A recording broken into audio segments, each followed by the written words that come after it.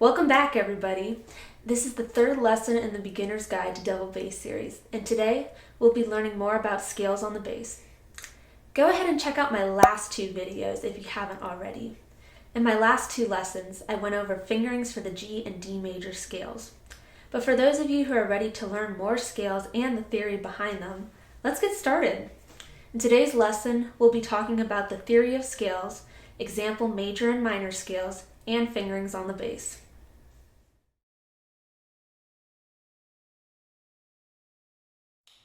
So let's look at a major scale in terms of whole and half steps. These are the same whole and half steps that are represented on the bass for the scales we've already learned. For example, the E to F sharp in the G major scale is a whole step, and the B to C in the same scale is a half step.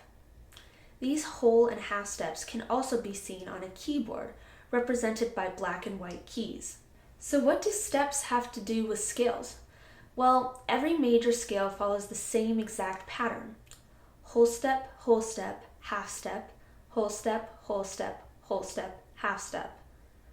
Now, using this basic pattern, we can essentially spell out any scale, and I'll show you how to do that on the bass very soon. But first, I also want to mention that there's a sequence for a minor scale. Now, a minor scale is just another type of scale, and while there are three types of minor scales, we'll just be going over the natural minor one. The sequence for this minor scale is a whole step, half step, whole step, half step, whole step, whole step. Now, I know this all sounds very confusing right now, but it makes more sense when you're using these patterns on your instrument. Here's the note cheat sheet for the bass, just in case you're still memorizing the notes. Each dot represents a half step, and you can visualize this chart when using scale patterns. Feel free to print this out using the link I've posted down below.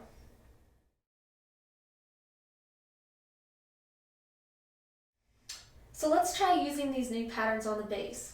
We're going to start with a review of the D major scale from last lesson. As you're playing it, imagine the whole and half steps following the major scale pattern. Open D, whole step to E, whole step to F sharp, half step to G, whole step to A,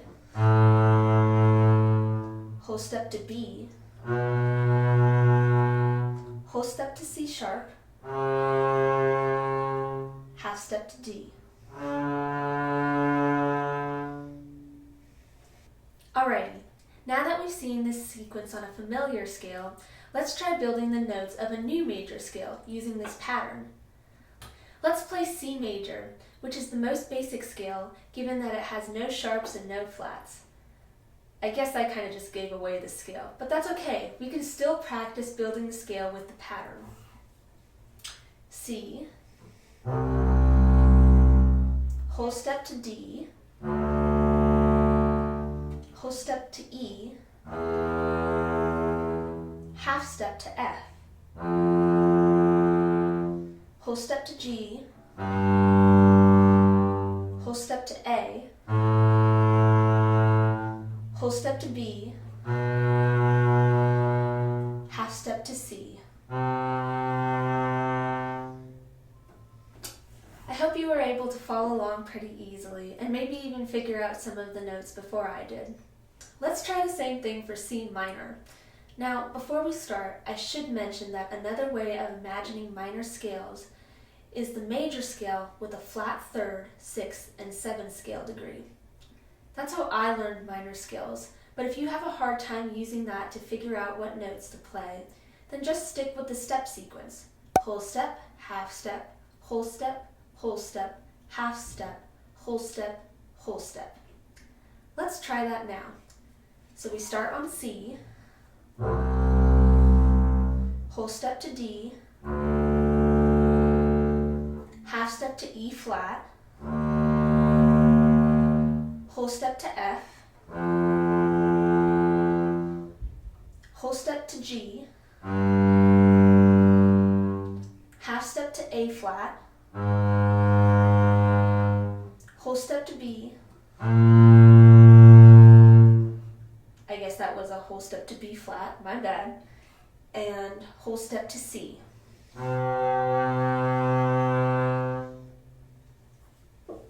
As you can see, this sequence works for any and every scale.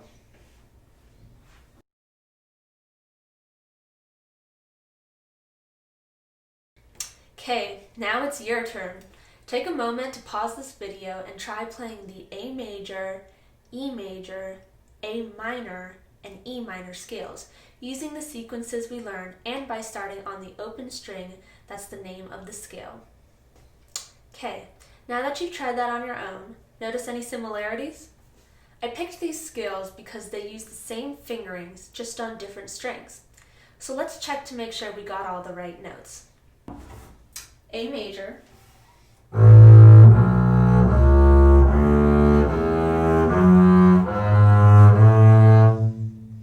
E major,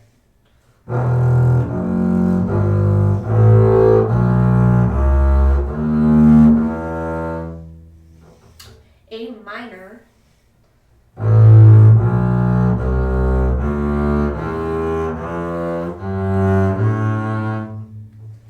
and E minor.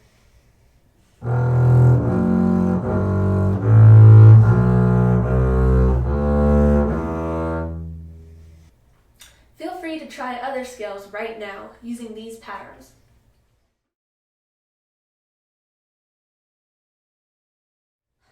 Once you're comfortable with that concept, here's the hardest scale to play on the bass. Try to use the patterns we've learned to play the C sharp major and C sharp minor scales. While it may seem intimidating at first, with so many sharps in the key signature, it's still the same old process to play the notes of the scale. With that in mind, go ahead and pause this video to give it a go. Alrighty, were you able to play them? Let's check and see. For C sharp major, the notes are C sharp, D sharp, E sharp, F sharp, G sharp,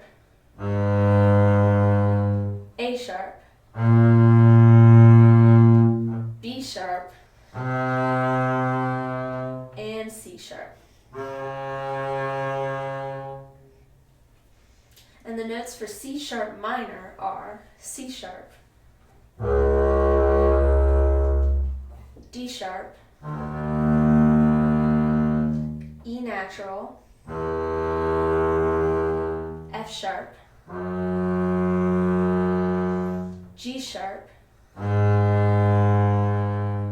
A natural, B natural, and C sharp. Thanks for watching, and I hope this video was helpful.